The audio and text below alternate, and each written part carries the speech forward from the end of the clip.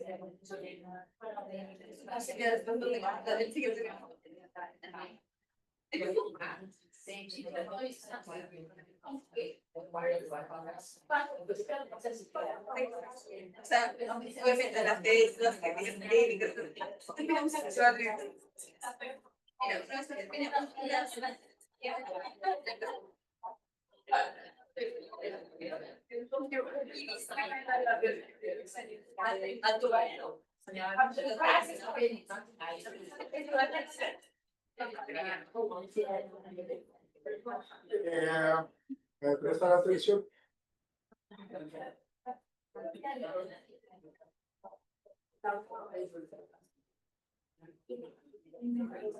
Bueno, préstame la atención, señoritas, por favor.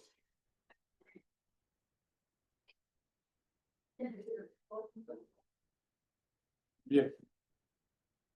Nosotros teníamos una actividad el jueves que nos tocó virtual, fue el jueves, el miércoles que nos tocó virtual, y quedamos pendientes de unos grupos, ¿no? ¿Recuerdan ustedes de que estábamos hablando de unas teorías con respecto al medio ambiente? Entonces, alcanzamos a llegar a la teoría del aprendizaje social y desarrollo de políticas de sostenibilidad. Tenemos pendientes 5, 8 de estas teorías que ustedes juiciosamente investigaron esa noche desde sus hogares. Pero antes de eso, quiero que abordemos este tema de las teorías del apego del lugar. ¿Sí? Obviamente ustedes ya, creería yo, ustedes ya tienen claro el tema del apego. del apego, ¿no? Eso se trabaja muchísimo. Se trabaja muchísimo en psicología del desarrollo infantil, ¿no? ¿Recuerdan ustedes por allá desarrollo infantil? Que uno tiene que mirar un poco la parte de cómo, cómo, cómo se vinculan las personas para generar una serie de comportamientos adaptativos. Y cuando yo digo adaptativos es que precisamente nosotros como adultos responsables, nosotros como padres o como cuidadores de los infantes, generemos una conducta de apego adecuada. ¿Sí? Ustedes saben que hay una serie de apegos que no son, no son buenos porque generan un alto nivel de dependencia en los pequeños. Si bien es cierto, los niños son supremamente vulnerables, ¿no? Si bien es cierto, y lo hemos mencionado en muchas ocasiones, seguramente en otras clases, también es cierto de que el ser humano es la especie más dependiente en comparación con otros, ¿no? Entonces, el niño nace y si nosotros lo dejamos ahí encima de la cuna o en la cama, recién nacido, pues el niño no se va a mover.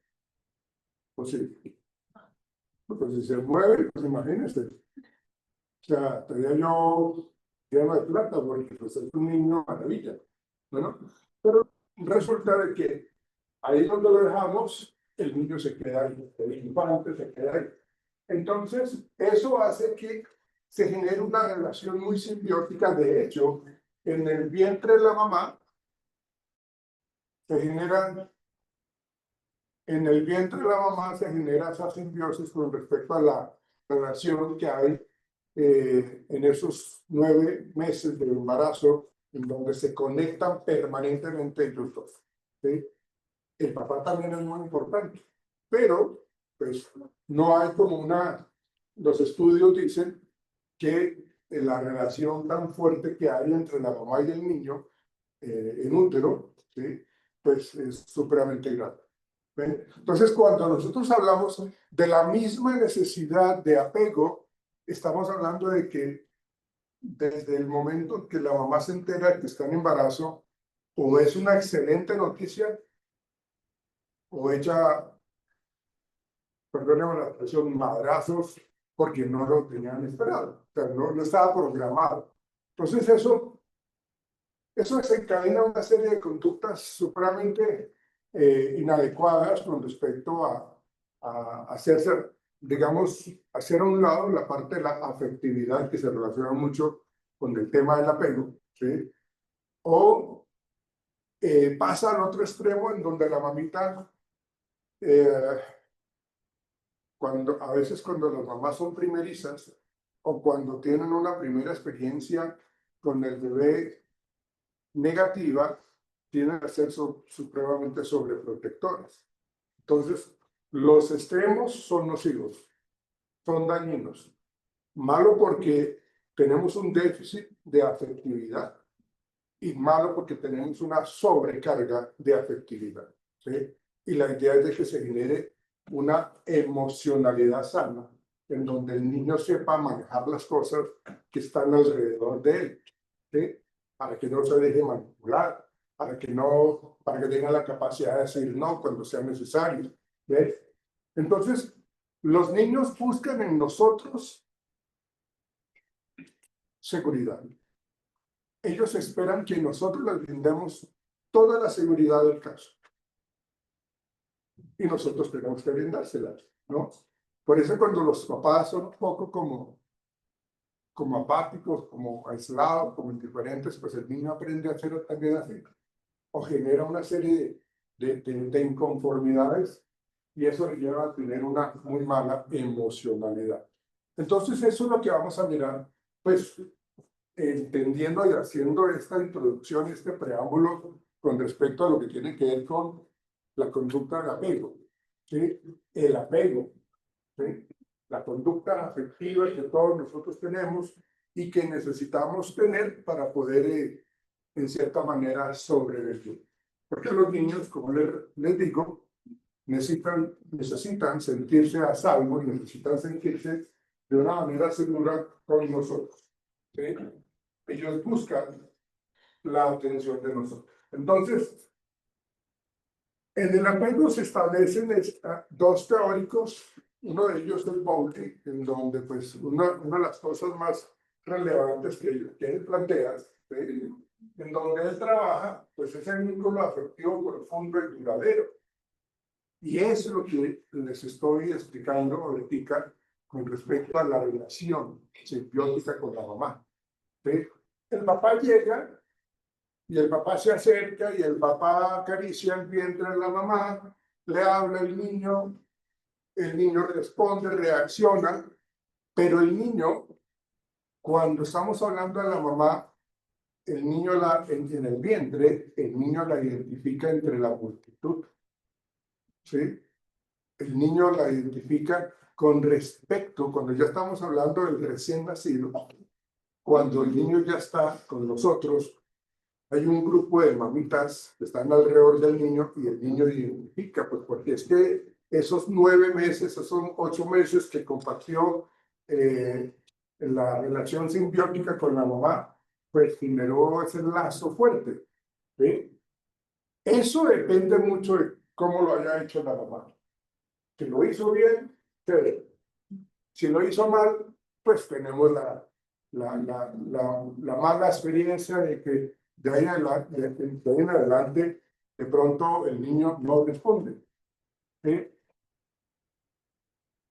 Por eso es muy importante que cuando nosotros tenemos a nuestros pequeños, que miremos un poco los actos reflejos que ellos dan o que tienen que dar.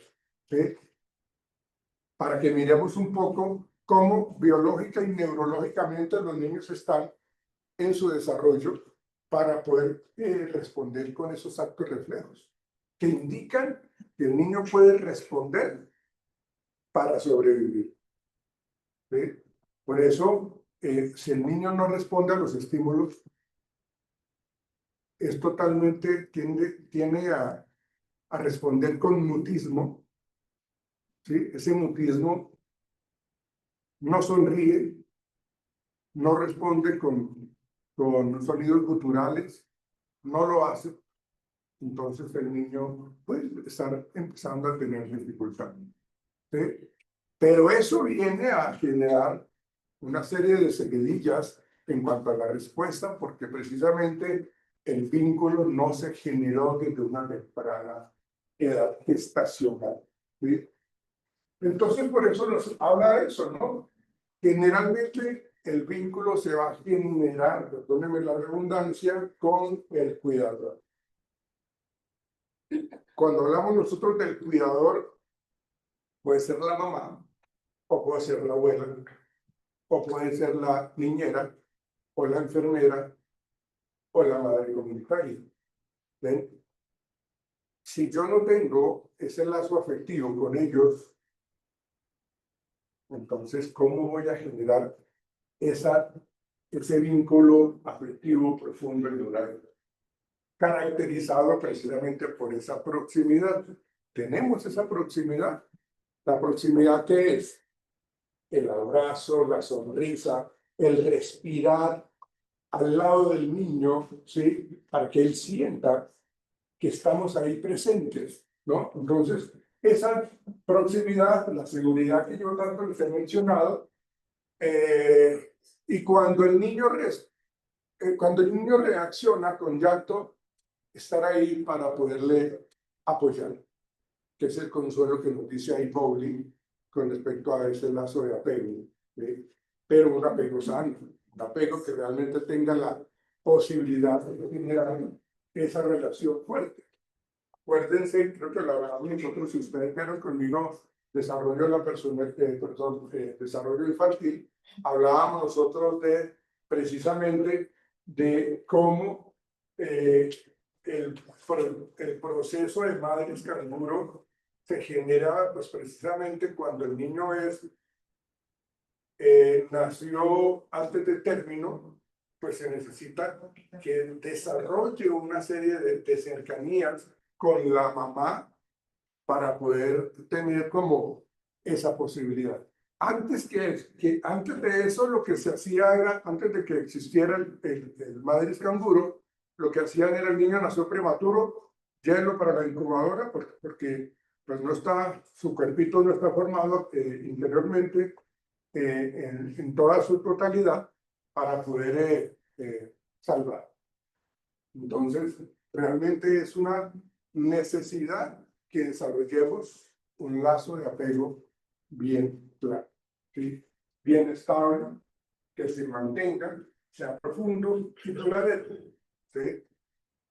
Esa parte de ser profundo y duradero, bueno, lamentablemente sí hay unos padres de familia o unos cuidadores que no lo hacen de una manera transparente, lo hacen de una manera mentirosa, ¿sí?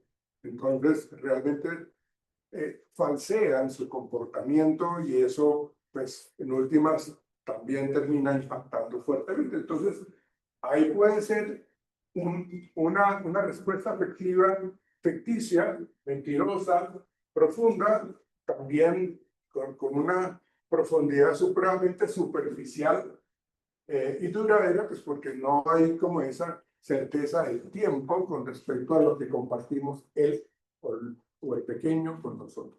Pues no es duradera. Bien. Bien. Ahora,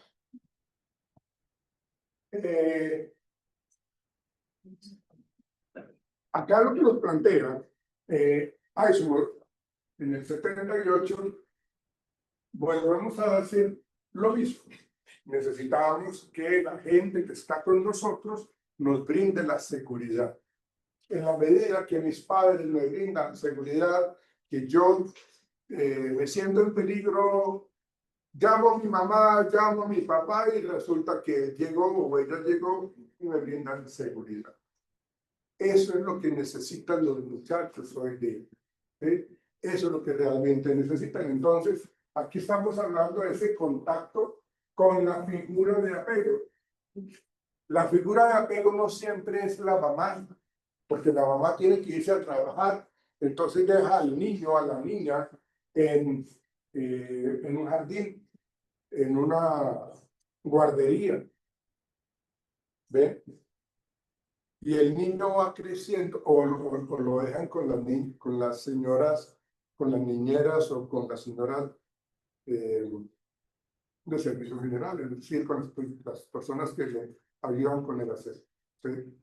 En donde sus tareas es, aparte de hacer el aseo, es también estar pendiente del pequeño. Entonces, todo ese vínculo se genera con las personas que están alrededor de él o de ella.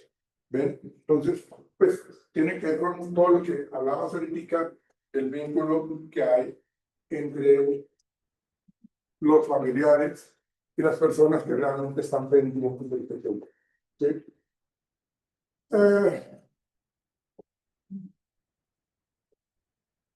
Hay unos estilos de apego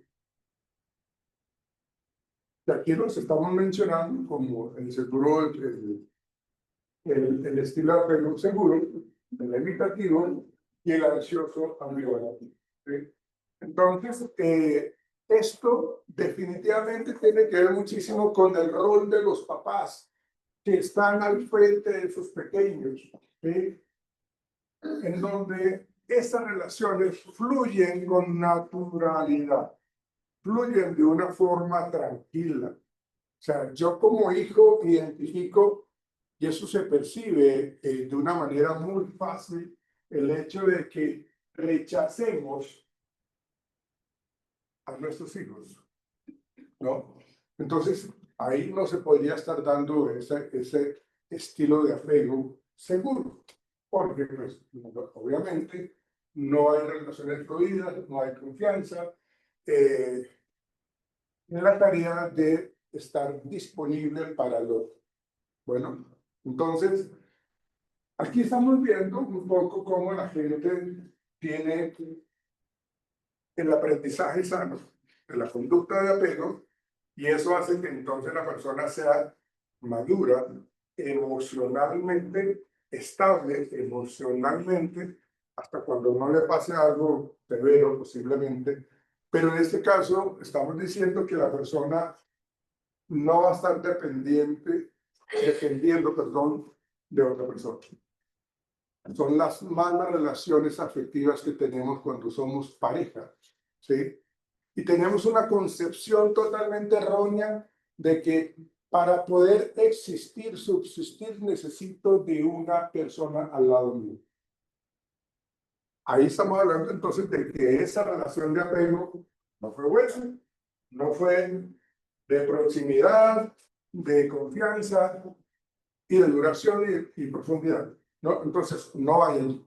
Entonces, en la medida que nosotros tengamos un apego seguro, la disponibilidad hacia los demás fluye de una manera natural, tranquila, armoniosa, sin ningún problema. Entonces, si yo termino una relación cuando yo soy adolescente o adulto joven, pues caramba, se acabó. Claro, me duele. No estoy diciendo que no me duele la relación, pero no estoy mendigando amor. No estoy diciendo que si tú no estás conmigo, que es lo que normalmente se escucha, que si tú no eres para mí, no eres para nadie. ¿Sí? Cosas como esas. Entonces, toda esa relación tan trágica, tan fuertemente negativa, pues no nos están quitando a tener un estilo de apego seguro. El evitativo, pues lo explicábamos ahorita, en donde la mamita está generando desde una temprana edad, pues precisamente ese rechazo a la presencia de ese bebé, el útero. Eso se nota a leguas, es evidente que la mamá no lo quiere. Por eso yo estaba hablando, cuando el embarazo no es deseado, el niño tiene el bebé en útero lo identifica y lo siente y lo sufre. ¿Sí? ¿Cómo responde el niño cuando está así en esa situación tan negativa para él? O sea, normalmente cuando la mamita dice, mire, el niño se está moviendo, el niño responde a los estímulos, da pataditas, en toda esa ocasión se ubica mejor. Cuando el niño recibe ese aislamiento, esa poca intimidad, pues el niño, su manera de responder es quedarse absolutamente quieto, ¿sí? Porque realmente ha pasado un buen tiempo, un tiempo en esos 9 meses en donde realmente la relación no ha sido fluida, no ha sido segura, ¿sí? Entonces, al rechazo de la intimidad en ese momento, eso se traspola entonces cuando el nene nace. Cuando ya estamos hablando del neonato, se genera toda esa reacción, entonces sentimos la incomodidad de tenerlo cerca, él siente la incomodidad de estar cerca, entonces ahí estamos diciendo que el estilo de apego es totalmente evitativo. Y no porque no queramos relacionarnos con los demás, lo que pasa es que no sabemos cómo hacerlo. No tuvimos el aprendizaje desde pequeño, desde neonato, no tuvimos el aprendizaje de cómo relacionarnos afectiva y sanamente con los demás. No lo sabemos hacer.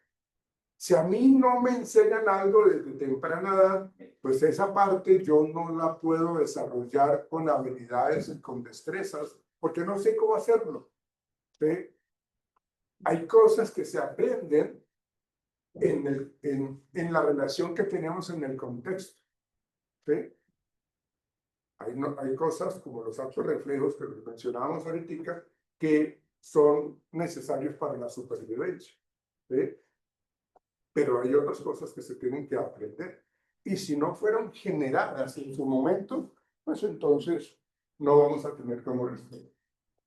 Y el otro es ese ansioso ambivalente, en donde aquí es donde la persona necesita sí o sí la presencia de los demás. Necesita sí o sí la aceptación de los demás. ¿Sí?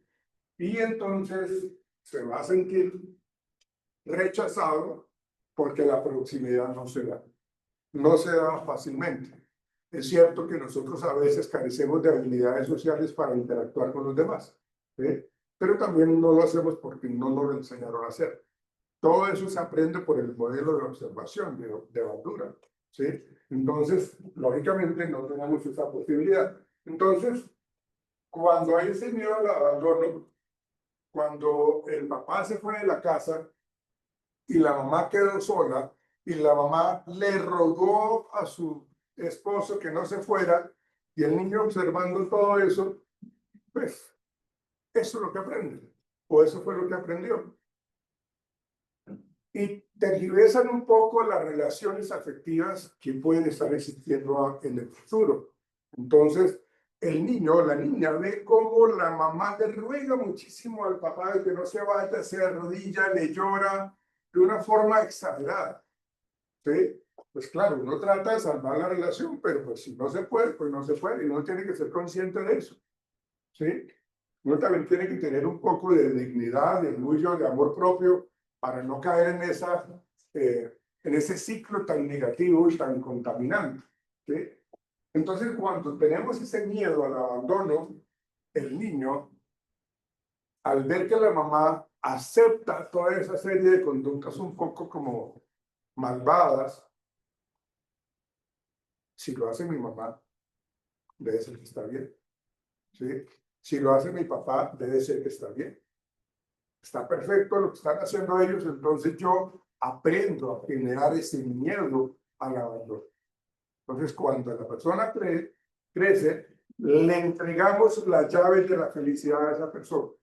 Le entregamos toda la felicidad. O sea, mi felicidad es porque ella está al lado mío. Mi felicidad es porque él está al lado mío.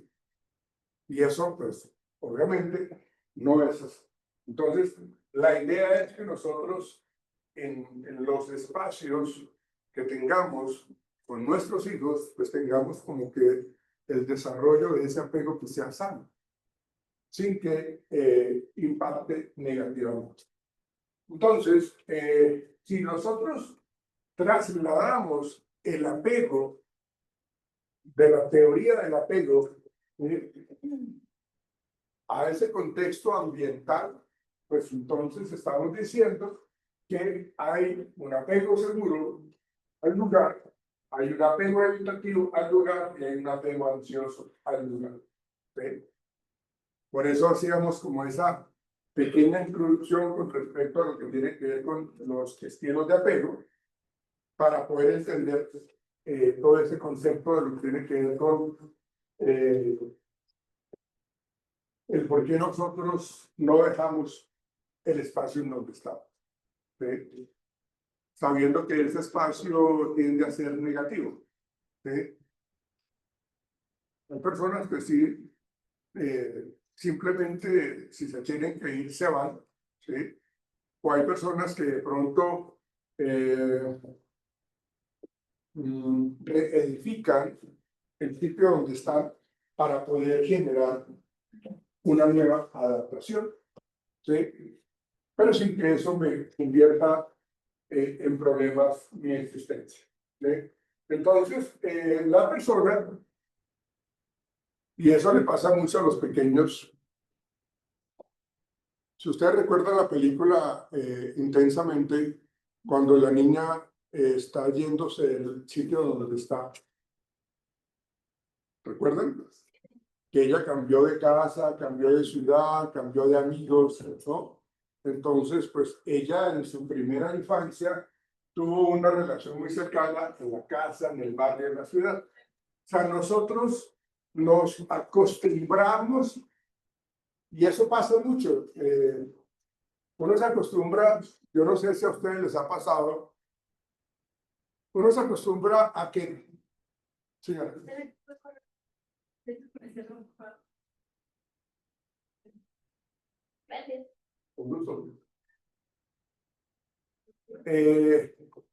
cuando todos los días uno va hacia la universidad o hacia el trabajo, uno hace todos los días lo mismo, la misma rutina, todos los días.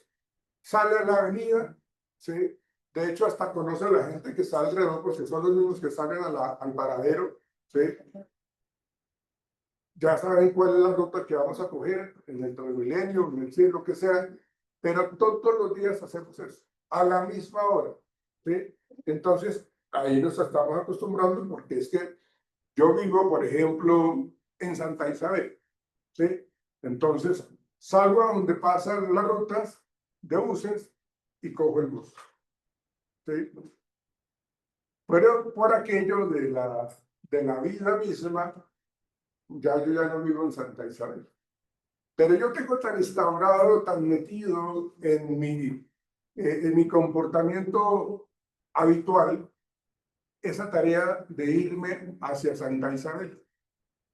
Y resulta que yo paso la calle para ir a coger el bus de Faresia para Santa Isabel, y resulta que yo ya no vivo allá. ¿Ves? ¿No? ¿Les ha pasado? ¿No? Bueno, muy bien. Porque es algo que sucede a veces, de que uno entra en esa monotonía, en esos aprendizajes tan copiados entre una conducta y las subsiguientes para poder llegar a donde yo tengo que llegar. Y eso se hace, o sí, porque es que les estoy hablando que esto que uno, que uno hace rutinariamente lo puede estar haciendo durante 5, 6 años, 7 años, y hacerlo todos los días, pues claro que genera aprendizaje habitual, ¿sí? Pero cambiamos un poco, que ya no vivo yo en Santa Isabel, ahora vivo en el barrio de La Soledad. Entonces, ay, joder, pero es que yo ya no vivo allá, o sea, me toca bajarme del bus, de lo que sea, para llegar a donde tenía que ir. ¿Ven? Entonces, necesitamos que nosotros queramos generar procesos de aprendizaje sanos con respecto al sitio donde yo estoy viviendo. ¿Sí? Ese apego, apego seguro al lugar, ¿sí? En donde después de algunos años me tocó tomar la decisión de no seguir allá, ¿sí? Y no hubo problema, porque es que uno entiende que uno tiene que evolucionar, uno entiende que uno debe seguir creciendo. Y en este espacio ya no estoy evolucionando.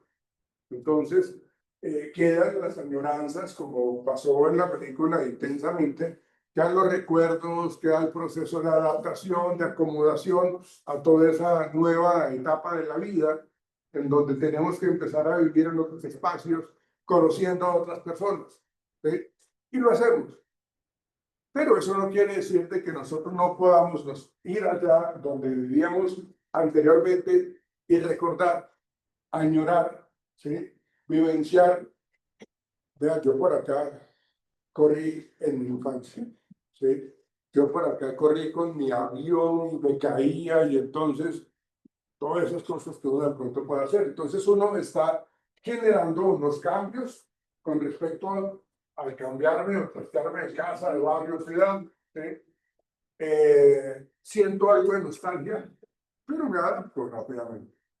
Quiere decir entonces que el apego hacia esos espacios pues fueron manejados. O sea, no tengo ningún problema de volverme a adaptar a nuevos espacios. ¿Sí? El apego habitativo, volvemos al tema de que todo evoluciona, de que todo crece con el paso de los años. ¿Sí? Y dentro de ese crecer está también todas las nuevas construcciones, todo lo que están construyendo en Bogotá, el Transmilenio en Soacha, el metro acá en Bogotá, o sea, todo ha sido un cambio radical. ¿Ven? Entonces, en este aspecto educativo, donde nosotros rechazamos o tenemos indiferencia hacia el entorno y no nos importa que lo cambien, no nos importa que se deteriore el espacio, no nos está importando. Por eso habla de el rechazo o la indiferencia hacia el entorno. Vemos cómo la gente está generando basura, contaminación en el entorno en donde nosotros crecimos Y yo me acuerdo que había una zona verde grandísima y allá podíamos ir a jugar o ir a elevar cometas, pero ahora todo se ha deteriorado, pero no nos importa. Entonces, tenemos ese mal concepto de lo que es el entorno, no nos interesa, entonces por eso se habla de ese apego vegetativo, ¿sí? Entonces, como el cambio está como nos gustaba antes, prefiero alejarme, ¿sí? Entonces, ¿qué es lo que pasa ahí? Pues no tenemos sentido de pertenencia, ¿sí? Y esto influye muchísimo el tema de dónde nosotros nacemos. Todos son de aquí a Bogotá. No sé. No. Hay personas que vienen de otras ciudades y viven acá en Bogotá ahora, ¿sí? Pero a veces actúan de una manera incorrecta porque no es su ciudad, ¿no? No la identifican como su ciudad, ¿ve? Claro, Bogotá es una ciudad de todos, pero a la vez no es una ciudad de nadie. Porque entonces yo hago y vengo y acabo con la ciudad, pero como yo no vivo acá, entonces yo me voy para Cali porque yo soy de allá. O yo voy para Cartagena y resulta que yo sí voy allá y cuido lo que es de Cartagena o lo que es de Cali. Pues eso pues, no es lo adecuado. A donde yo vaya tengo que generar esa conducta proambientalista para favorecer, pues, lógicamente, lo que tiene que ver con el desarrollo de una naturaleza totalmente equilibrada. Bien, por eso prefieren estar lejos y no se preocupan por dejarlo. Entonces, evitan acercarse cuando percibimos que el ambiente tiende a ser un poco deteriorado. El apego ansioso al lugar, ¿sí?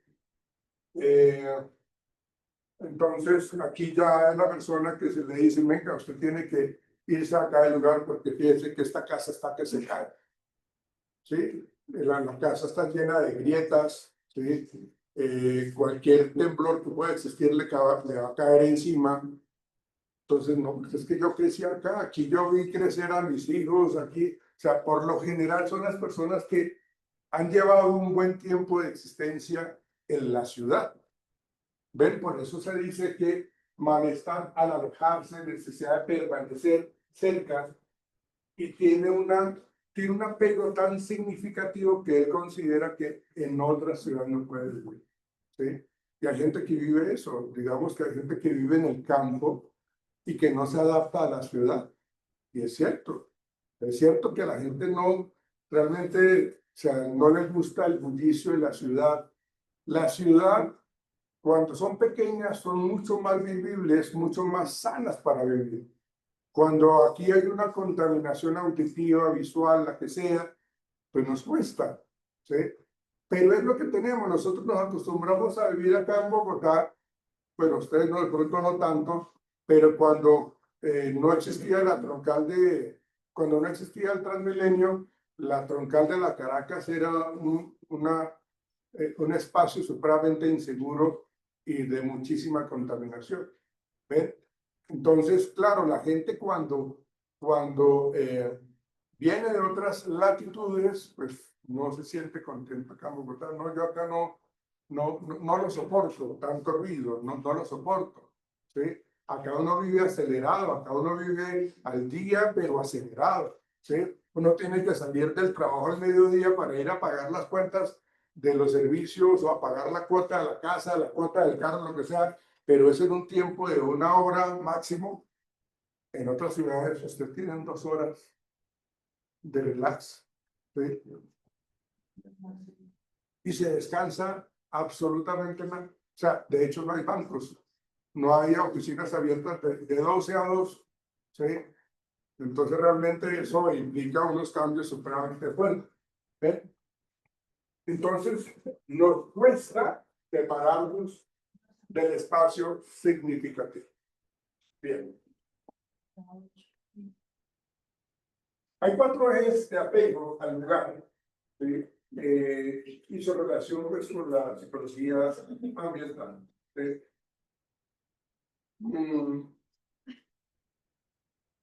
Bueno, esto es más de lo que yo estaba mencionando, pues de que la gente siempre se queda ahí porque reconoce ese espacio como muy propio, ¿sí? Por eso dice aquí que conductas de permanencia o resistencia al cambio de presidencia. ¿Sí? Una familia que aunque recibe ofertas para trasladarle, le dan una serie de privilegios, pero no lo quieren hacer. ¿Sí? Todas esas construcciones que están haciendo seguramente tuvieron que vender sus casas y la gente les ofrecía plata y ellos no querían o no quisieron. ¿Ven? Entonces, la gente hizo que la gente, o los constructores, los ingenieros tenían que construir una carretera que esté girando respetando pues, la casa, pues, porque pues, si no la quieren vender, pues no. Si la persona tiene al día todos los documentos de tu casa y está pagando impuestos por cualquier cosa lo pueden sacar de allí, pero si la persona está al día en sus impuestos, en sus servicios y no quiere vender, pues no la vende y no lo tienen que obligar. Entonces ahí es cuando entran y dicen, bueno, que a uno le vamos a dar 50 millones de pesos, le vamos a dar 250 millones de pesos. Bueno, eso ya es más llamativo. Pero puede que no lo acepten, ¿no? Porque quieren permanecer en su vecindario para que allí pues, recuerdan pues, a los amigos y, las fiestas que hacían en el barrio en diciembre, que cerraban la cuadra y entonces pintaban el Papá Noel en el piso, ¿sí? Las campanas, y cerraban la cuadra y sacaban el equipo de sonido y todo el mundo a bailar en la cuadra y preparaban entonces que los tamales, los tamales, ¿sí? La cerveza, bueno, todo, porque es un vínculo supremamente cercano entre los vecinos, ¿no? Y las costumbres, que es lo que yo les he estado comentando. ¿Sí? Y bueno, pues el regionalismo se ve con respecto a todo este tema de cómo nos identificamos como rolo, como paisa, como bayuno, y todos los comportamientos están ligados con eso. ¿Sí? Entonces el dialecto que tenemos como paisa, como bayuno, merabe, ¿sí? O como rolo, bachato, o sea, todo ese tipo de expresiones que van muy de la mano de donde nosotros somos y cómo nos identificamos. Entonces celebramos tradiciones y eso hace que nosotros identificamos el lugar en donde hay un sello indeleble que realmente no se va a modificar. Es una marca culturalmente fuerte en el sector. Bien. Y el bienestar psicológico relacionado pues, con todo este tema,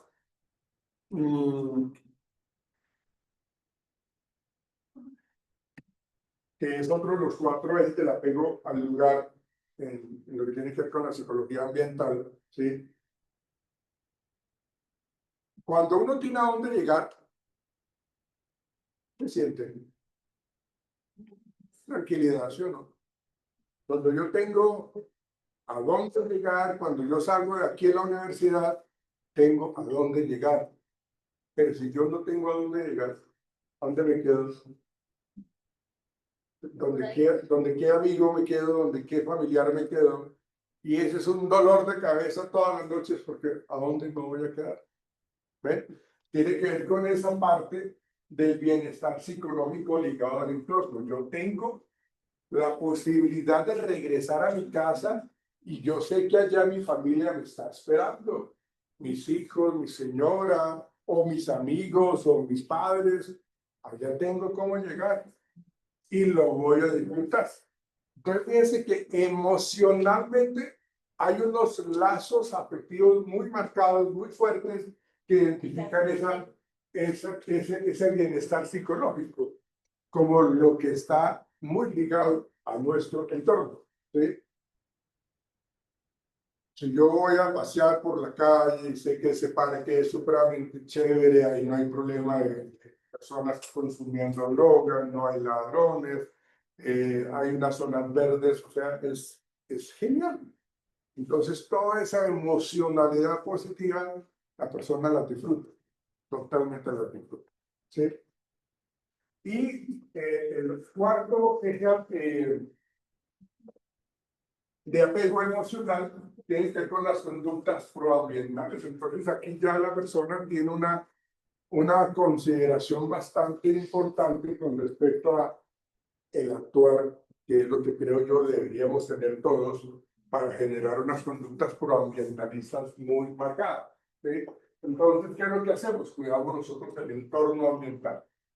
Es lo que generamos, que nuestras conductas estén alineadas con el orden, la iluminación, que esté libre de contaminación, que no haya espacios que estén llenos de basura. Entonces, toda la comunidad se esmera para que todo esté muy bien. ¿Sí? Entonces es la gente que se reúne, los vecinos que se reúnen y pagan lo que llaman el sereno. ¿Saben qué es el sereno? No. El vigilante, el que va con el pito por la cuadra pitando en su cicla. Eso le llaman el sereno. ¿Sí? Entonces se reúnen toda la cuadra, toda la manzana, y le pagan al señor una mensualidad. Y le pagan todo lo que tiene que ver con, hacen un contrato, ¿sí? Laboral. ¿Ven? Y pues se ponen en contra de que haya construcciones que alteren su entorno. ¿Sí? Lo decíamos en alguna clase, ahora en este módulo, que la gente reacciona feo cuando quieren construir algo, quieren construir una cárcel ahí cerca, o quieren traer a los Embera acá y están construyendo para traer acá a los Embera, o que van a reinsertar habitantes de la calle y van a construir allí una casa. Entonces, como que la gente no está muy de acuerdo con eso, porque se sienten amenazados. Entonces, fíjense que esos son los 4 ejes que se relacionan precisamente con esa adaptación ambiental entre el ser humano y esos entornos ambientales.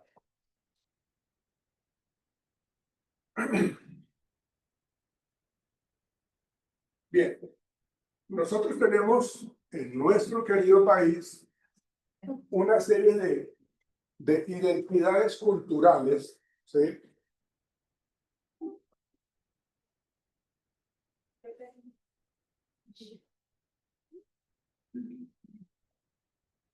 Y los vamos a mencionar precisamente con estas características de cómo estos diferentes estilos de apego influyen, los que habíamos ahorita mencionado. ¿Sí? Entonces, la satisfacción residencial tiene que ver, como su nombre lo indica, con la tranquilidad, la armonía, estar serenos y sentirnos contentos por donde estamos nosotros viviendo. ¿Sí? Hay una satisfacción realmente muy marcada con eso, entonces eso nos hace sentirnos bien, porque nos identificamos con el lugar. Realmente acá se vive muy rico. Entonces ahí estamos nosotros generando esos estilos de apego, ¿no? Nosotros hemos tenido un cambio tan radical por aquello de la pandemia, pero también por el tema de nuestros vecinos venezolanos que llegaron y generaron unos cambios en lo que es la convivencia. Vengo con todo. ¿Ah? En todos lados. En todos lados. Nosotros, con todo respeto, o sea, que hay personas de Venezuela, ¿sí? Pero la idea es de que pues, es tan grande las conductas migratorias que hacen de que nosotros los colombianos nos sintamos como extranjeros en nuestro propio país, ¿sí? Porque realmente hay una gran cantidad de venezolanos. Y es que los venezolanos están, perdónenme la expresión, regados por muchas partes del mundo, ¿sí? allá en Ecuador, Perú, creo que lo sacaron a las malas, ¿sí? Porque estaban realmente convirtiéndose en un dolor de cabeza social, ¿sí? Así como hay gente buena, nosotros ahorita tenemos acá en la universidad una gran cantidad de venezolanos que trabajan con nosotros, en lo que tiene que ver con porteros, con señoras del aseo. De hecho, el médico que tenemos hoy día en la jornada nocturna es venezolano, es un médico. ¿Ven? Entonces, así como hay gente que trabaja de una manera muy juiciosa, muy honesta y hace las cosas al derecho, pues también hay gente que le gusta. Creo yo que una de las cosas que tenían, que tienen los venezolanos, vuelvo y digo que es con todo el respeto, hay unas conductas supremamente facilistas en donde ellos no hacían absolutamente nada en su tierra y creen que tienen que seguirlo haciendo acá. O sea, se aprende a vivir siendo personas que reciben, obtienen, pero no dan. No están acostumbrados a dar, solamente a recibir. Y pues eso no está bien. O sea, si uno quiere vivir cómodamente o de una manera muy adecuada y justa, pues hay que esforzarse un poco. ¿Sí? ¿Qué es lo que hace uno cuando va a otros países? Por ejemplo, en Orlando, allá en la Florida, uno lo que hace es se reúne con otros colombianos o con otros latinos, se apoyan para poder vivir dignamente. O se destruyen, pero es la sana o no, o es una convivencia en donde todos tiramos para el mismo lado, todos vamos en función del mismo lado, más bien, ¿sí? Para poder generar buenos comportamientos, ¿sí? Pero si la gente no reacciona positivamente, pues entonces, chao al amigo porque no nos sirve, ¿sí? Y esos son comportamientos muy arraigados, por eso lo que uno plantea acá, siempre uno, y vuelvo y digo que con respeto, la gente a veces dice que la gente de la costa, los costeños, son bastante haraganes. Es un... No, pero te digo, toda regla tiene su excepción, obviamente. ¿Sí? Pero, pues, es lo que uno, o sea, es lo que llaman el juicio de valor a priori, ¿sí? O los estereotipos, ¿ven? Y realmente, pues, tampoco es que sea tan marcado eso en toda la población. ¿Bien?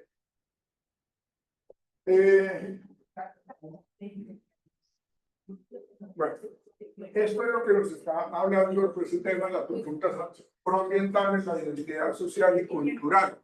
Lo que nosotros actuamos, como actuamos dependiendo de nosotros crecemos, ¿sí? Ustedes han dado cuenta que aquí en Bogotá las puertas se mantienen cerraditas y con seguro, pues porque acá hay mucho amigo ajeno, ¿no? En otras ciudades como, por ejemplo, Palmira, Cali, las puertas abiertas y todo el mundo, ¿no? Bueno, pues son cosas que hacen que la identidad cultural y social esté marcada. Preguntas al respecto de este tema del apego del lugar. Hace parte de todos esos procesos individuales y colectivos que tenemos nosotros como seres humanos en nuestro entorno. ¿Eso? Ok. Les voy a pedir el favor a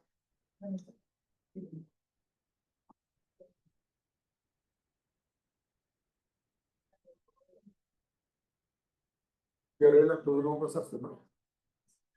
Angie Paola Castillo y Angie. No, te está diciendo nada, tranquilo, no te pasa. Angie Paola Castillo y Angie Paola, ¿dónde anda? Ahorita ahí tranquilas, de tu sitio, no te levantes, no hay problema. Niñas, comiencen por favor. ¿El tema de ustedes cuál era? En la teoría del valor, expectativa, aplicar el programa de mentoría. Ok, listo. Como una medida, pues el proceso del profesional, queremos que sepa que la teoría del valor es experiencia de lo que habla, no sé qué se pone, es en 1983, plantea que la motivación para realizar una acción depende de dos factores principales que para nosotros son los más importantes y relevantes. Permiso de la expectativa del éxito, que habla de todo lo que tiene que ver con la creencia de que la persona puede lograr los objetivos que tiene para realizar. Y el valor de la tarea. Esto habla más de la percepción y la importancia o la utilidad que la persona ve para poder realizar o poder cumplir con ese objetivo. Cuando alguno de los dos, cuando los dos factores aumentan el compromiso y la persistencia para poder lograrlo, pues va a generar un rendimiento superior. Pero sin embargo, si alguno de los dos es bajo, la puntuación va a disminuir casi que al 100%. Los componentes claves de la teoría, básicamente para esto, es que se puede generar una expectativa de éxito, de manera que las creencias se basen más que todo en las propias capacidades que tiene la persona y que pueden influir con las experiencias previas que pudieron tener. Entonces, esto también puede ver como el apoyo externo que pueda tener la persona y el tema de la autoconfianza. Nosotros dijimos colocar un ejemplo y ya es un aprendiz de cocina. Entonces, por ejemplo, el aprendiz ha superado unos retos culinarios, el aprendiz de cocina ha superado unos retos culinarios y cree que podrá manejar una nueva receta que pueda ser un poco más compleja. Entonces, de ahí todo lo que tiene que ver los valores de la tarea, que incluyen básicamente diferentes dimensiones. La primera dimensión es el valor del logro, que es la satisfacción personal que la persona va a tener para poder dominar el tema o el objetivo que tenga. El valor de la utilidad, que hace relación de la tarea con unas metas futuras que se puedan prolongar. El valor intrínseco, disfrutar y tiene un interés personal al realizar cada una de esas actividades. Y el coste, que es el esfuerzo, el tiempo o los recursos que esto puede implicar. Ya ahí hablamos más de la relación de los programas de mentoría, que es lo que nos va a hablar Fiorella, que es todo lo que tiene que ver con la motivación que genera el proceso de mentoría. Ok, gracias. Bueno, entonces la relación que tienen estos con los programas de mentoría, pues básicamente es aumentar la motivación que tenga el aprendiz o el mentorado, en este caso de poder hacer las tareas. Esto se divide en dos dimensiones, o pues el aprendiz incrementa su motivación mediante el refuerzo de la expectativa de éxito, que es lo más importante de esta teoría, porque el aprendiz tiene que entender por qué está haciendo lo que está haciendo. Entonces, pues el mentor le recuerda sus logros pasados para precisamente poder multiplicarlos o volverlos a hacer y que él se sienta capaz de realizar lo que sea que se le ha pedido. Y una explicación clara del valor de la tarea, viéndolo desde objetivos personales y profesionales. Por eso es que el mentor tiene que conocer al aprendiz y tiene que tener una relación. En la clase pasada hablábamos algo de alianza terapéutica, eso extrapolado a algo un poco más de coach, quizás no tanto terapéutico clínico, pero sí tiene que haber una alianza del mentor y el aprendiz para poder precisamente saber cuáles son esos puntos fuertes y esos puntos claves en donde pueden pararse para que esa persona entienda cuál es el valor de las cosas o de las acciones que está haciendo, porque pues todo representa un esfuerzo de su parte. Y pues el ejemplo que nosotros pusimos es que en una mentoría laboral hay muchas personas que dudan de su capacidad para lograr liderar. Eso es algo que se ve constantemente, es el típico síndrome del impostor. Entonces, este mentor pues recuerda experiencias exitosas pasadas que ha tenido liderando desde ambientes micro hasta cosas un poco más grandes. Y señala que su perfil profesional encaja con la tarea que se le está dando, por lo cual es un reto que puede enfrentar. Y desde un enfoque psicoeducativo que nos parece importante poner, el mentor tiene que ser la persona que le explique al aprendiz cómo funciona su motivación, para que asimismo pueda establecer o aterrizar expectativas y que sea mucho más fácil para la persona poder lograr lo que quiere lograr. Finalmente nosotros hicimos una matriz que me pareció buenísima que Angie me haya ayudado a hacer porque fue la forma que yo tuve como de integrar la información porque esto me sonaba muchas otras cosas que se me estaba haciendo complicado integrar. Esa matriz por supuesto se las podemos pasar, pero es una matriz donde separamos elementos, preguntas claves que se pueden hacer las personas y ejemplos de cómo se pueden usar en las mentorías. Y eso me parece extrapolable a muchos aspectos, aspectos educativos, aspectos laborales, aspectos personales, etc. Para que sea pues mucho más fácil para nosotros como personas tener un valor de lo que estamos haciendo y que sus expectativas puedan alcanzar o adaptarse a lo que realmente nosotros podemos lograr.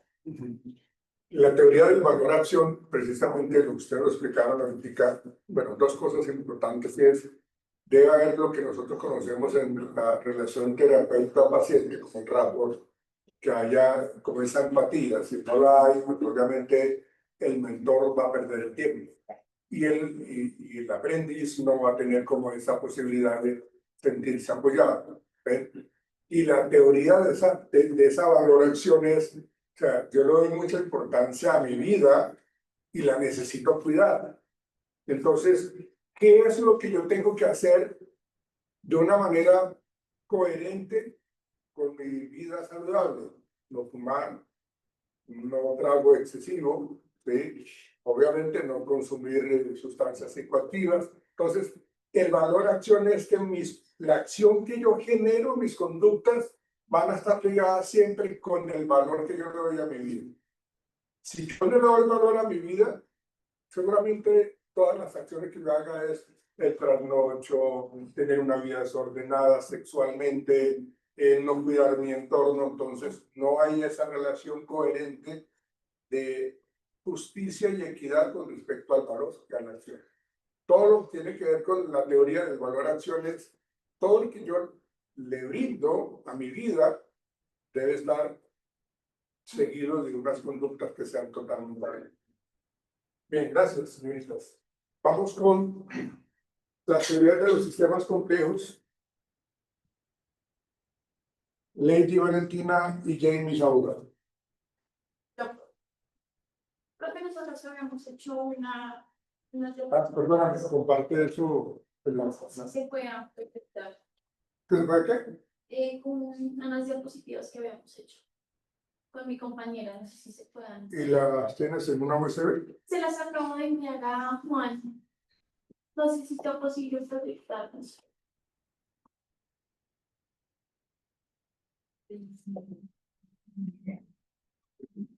Pues, Pero está el archivo, pues, donde ustedes ponen ¿No puedes seguir avanzando? Sí, Por favor. Para empezar a hablar sobre las teorías, lo que nos correspondió a nosotros fue teoría de los sistemas complejos. Sí. Básicamente, pues para que se puedan hacer una idea, esta teoría habla de cómo surge el comportamiento colectivo. ¿Cuál es tu nombre? Discúlpame. Jamie Sauga ¿Y tu compañera? no pudo venir hoy. Ok, el Lady Valentina no está. Sigue, disculpa. Es cómo surgen los comportamientos colectivos a raíz de elementos individuales que se encuentran sumergidos en el mismo contexto. Ajá. Es decir, cómo las acciones individuales pueden lograr un comportamiento colectivo cuando están en un mismo entorno o en un mismo sistema. Una de las características más importantes que va de la mano con la psicología ambiental es la no linealidad, y esta nos habla de que pequeños cambios o pequeños pasos dados por un individuo pueden tener grandes impactos en un entorno o en un sistema. Dentro de las conductas ambientales que nos plantea esta teoría, encontramos principalmente 4 que nos parecieron relevantes. La primera es que el primer valor nos habla de que las normas sociales y los valores comunitarios son la base de una conducta colectiva. El segundo valor es los incentivos y las barreras estructurales que hay dentro de un sistema. El tercero es las creencias sobre la eficacia individual y colectiva, que como lo decíamos, es en lo que se basa la teoría en general, como las creencias, las conductas generan una conducta más amplia que afecta a un sistema y en estos momentos, digamos que la teoría pues está desarrollada desde hace mucho tiempo, pero actualmente se ve reflejada mucho, por ejemplo, en la dinámica que hay en las redes sociales en cuanto a la forma en la que se difunde información y una pequeña información creada con un propósito puede alcanzar, puede tener alcances de magnitudes grandes que puede llegar a mover más. Nosotros creamos un ejemplo de ya de psicología ambiental, es como una campaña, digámoslo así, que se llama Desconectarse Suma y enfocada directamente a los valores de esta teoría, de los que ya les hablé. Hablamos de ciertos pasos específicos, como por ejemplo la concientización, perdón, y la psicoeducación, de cómo un pequeño paso hacia lo positivo puede conllevar a un sistema hacia lo positivo, hablando en el medio ambiente, ahorrar agua, cerrar una llave de una persona que lo haga, sumado a muchos, pues hace un cambio en un sistema. Y como de la misma forma también pasa de manera negativa y pues se ve reflejado en muchos ámbitos. Otro de los pasos de esa campaña de que nosotros hablamos era, por ejemplo, dentro de esa campaña poder mostrar cifras después de un tiempo, esta primera etapa de la campaña puede activar valores de los que ya hemos hablado, como la corresponsabilidad y la creación de conductas, perdón, colectivas que afectan al sistema. La segunda es mostrar cifras después de un tiempo que se desarrolla la campaña, en donde se vea realmente cómo mi impacto está generando frutos en un campo más importante y cómo eso desarrolla el valor de la conciencia, y de la corresponsabilidad social. Y esos serían como los casos que nosotros habíamos destacado principalmente en esa campaña. Sí, pero estuvo bien. Los sistemas complejos. Tú mencionaste algo muy importante y es como el efecto mariposa, que genera entonces como una serie de reacciones con el aleteo de las mariposas.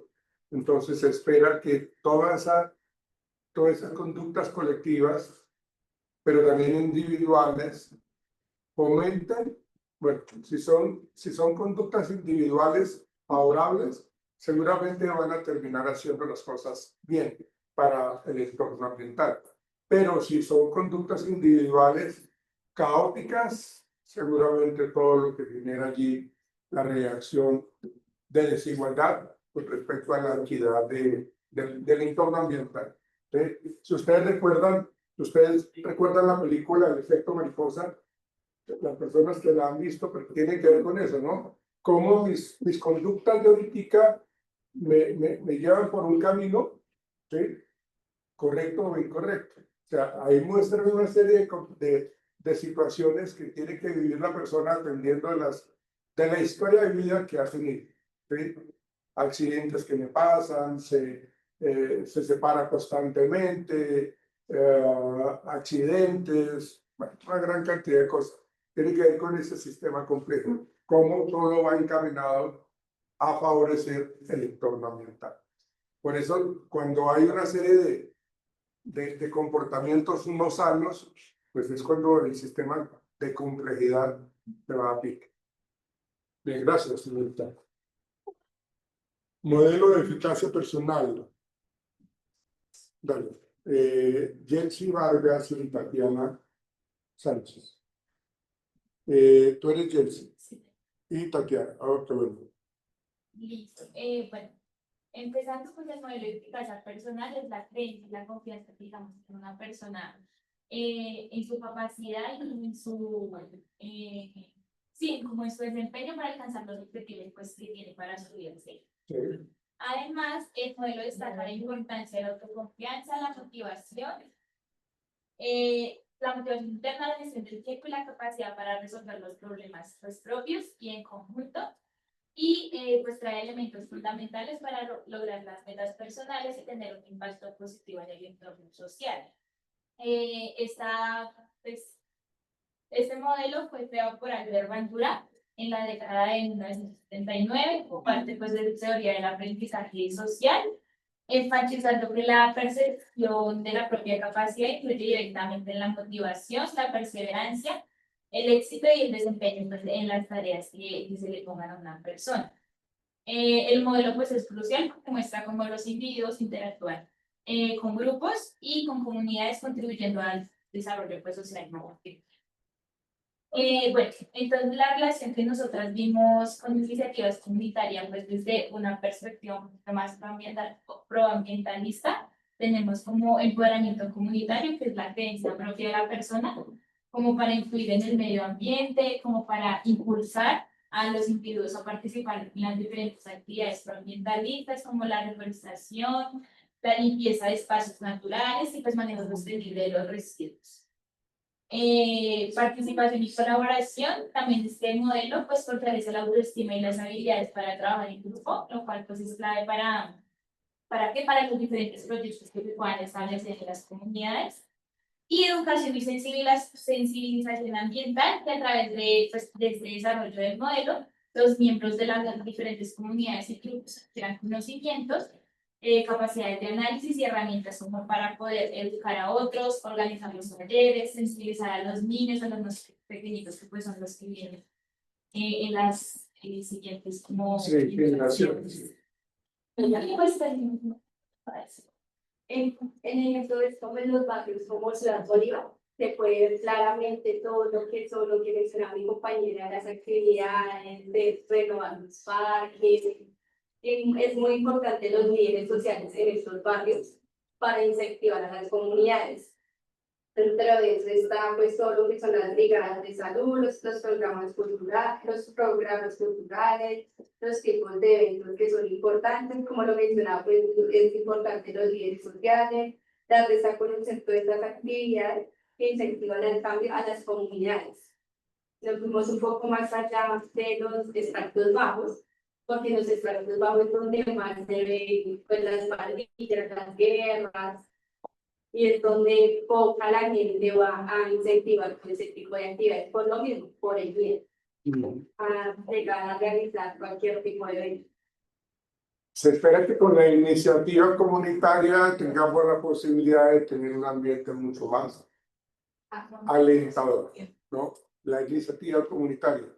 Pero fíjense que no sé, niñas, no sé si se puede ver más evidentemente en un barrio de estrato 6-7 a un barrio de 1, ¿no? O sea, ¿en dónde estaría como centrado el interés? Porque las personas que vivieron en un estrato 1, pues lo que quieren es sobrevivir, ¿no? ¿Cómo lo hagan? Ese es el día a día y cómo lo tienen que hacer. Entonces, como que no tendrían esa posibilidad de tener una conducta colectiva o una iniciativa colectiva. Lo colectivo sería únicamente para su núcleo familiar. ¿Sí? Primero mi familia, segundo mi familia y tercero mi familia. ¿Ven? Se esperaría entonces que una comunidad en un estrato 6-7 pueda tener como esa posibilidad de proteger lo que tiene alrededor. Podría ser. Bien. Gracias, señoritas. Teoría de la responsabilidad colectiva. Tiene mucho que ver con la anterior. Teoría de la responsabilidad colectiva. Diana Catalín Pérez y Laura Jiménez. Diana, ¿y tú eres? Bien. Bien. ¿Y Laura? No. No, dale. Bueno, entonces la teoría de la responsabilidad colectiva parte de la idea de que los problemas que afectan a una comunidad no pueden resolverse de manera individual, sino que tienen que ser en conjunto. Hay dos autores, uno se llama Joel y el otro se llama Hannah, y ellos confirman que si, ejemplo, en una empresa un trabajador riega productos químicos en un río, no solo se le va a echar la culpa al trabajador, sino que esto va para problemas legales para toda la empresa. Eso quiere decir que no solo el inconveniente va a ser directamente para la persona, sino para la comunidad, que en ese caso sería la empresa, por no prevenir este tipo de cosas. Tenemos la psicoeducación que tiene que realizarse en el lugar donde se vaya a realizar la teoría de la responsabilidad colectiva y es psicoeducar a las personas que van a estar en este ambiente para hacerlos, o bueno, concientizarlos de todos los inconvenientes que están pasando. Ejemplo, objetivo, reducir en 6 meses que los residuos del barrio La Victoria empiecen a disminuir. Se tiene que tomar el público, de ese público quién serían los vecinos, los tenderos, los recicladores, personas que convivan en el barrio La Victoria. Las tácticas es que retos por manzana, ¿sí? Entonces la primera cuadra tiene que recurrir obviamente al reciclaje, pero entonces lo ideal es que te den premio, obviamente el premio que va a ser, pues obviamente los residuos empiecen a disminuir. O sea, esto viene para un beneficio directamente, digamos, para el barrio. Lo otro que también se podría hacer es organizar brigadas, lo mismo con los vecinos y con las personas que convivan en ese barrio, para que ellos empiecen a ver la mejoría de esto. Otro que también podría brindarse es disminuir el consumo excesivo de energía. Lo mismo se tiene que escoger el público. Es importante que si el barrio es de 40 personas, solo 2 personas no pueden hacer que esto funcione. Tiene que ser el 90% para que esto también pueda empezar a mejorar. Las tácticas, apagar las luces en las áreas más comunes o en horarios establecidos. Otro que también podría funcionar es cambiar las bombillas LED por desconectar los aparatos. O empezar a utilizar velas, obviamente, pues con responsabilidad y pues no hacer que esto se vaya a extender. Ok. Sí, responsabilidad colectiva. De no hacerlo, seguramente no tenemos como ese equilibrio ambiental, ¿no? De no hacerlo, no podríamos tener, tú lo decías, de que una golondrina no hace verano, se necesita trabajar precisamente todos apuntando hacia un mismo horizonte. Listo, gracias. Teoría de la distribución justa. Lo tiene que trabajar Catalina Arangel y Astrid Rincón. ¿Dónde andan? Las escuchamos. Creo que terminamos con ustedes por ahora.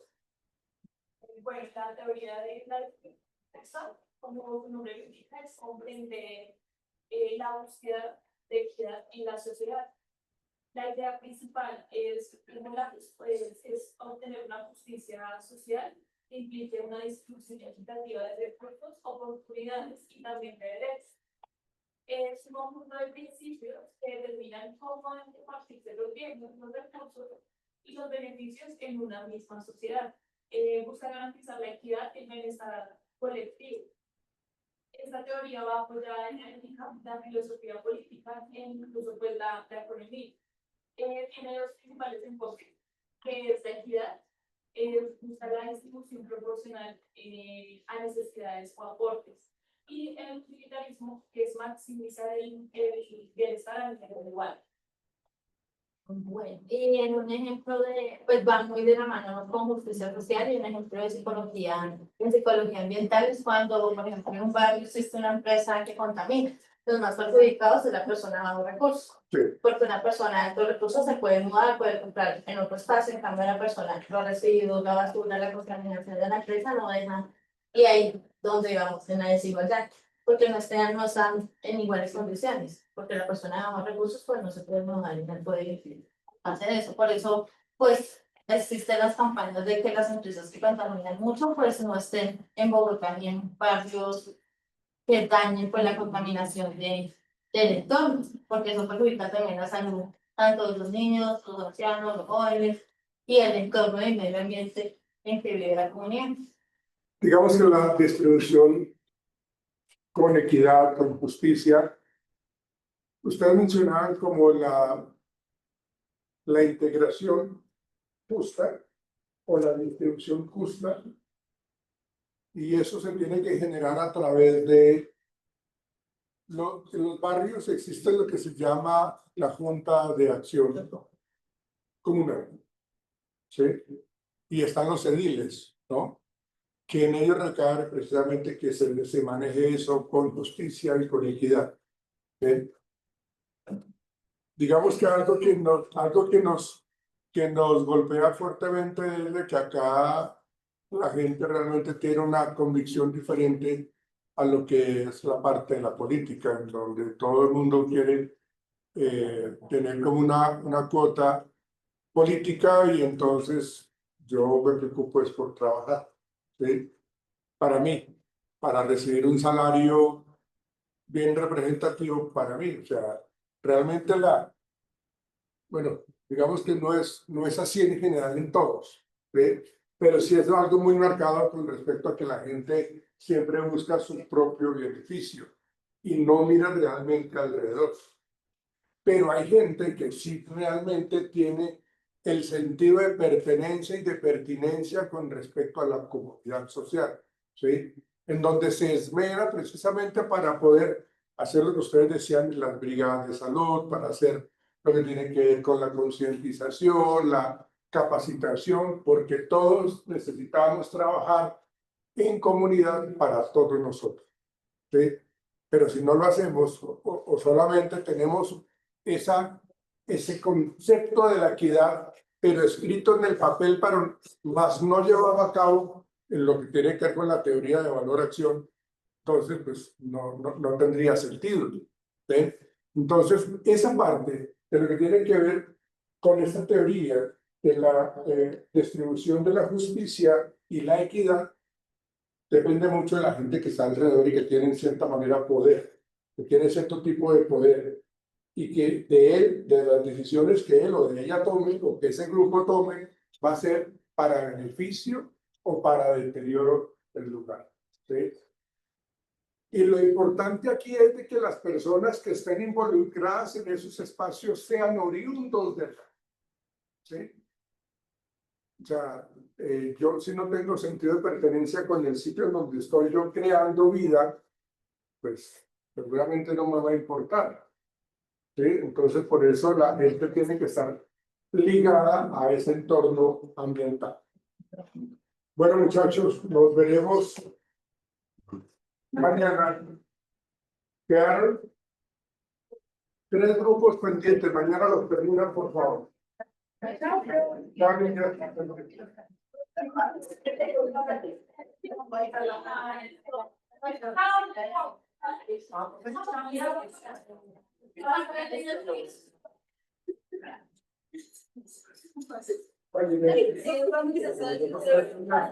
lo vi, no lo vi. Como la cámara ahora que bueno, ya maldice el progreso.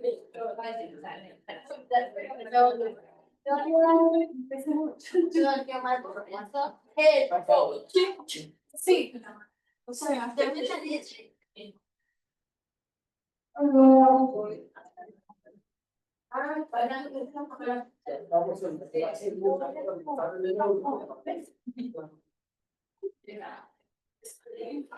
es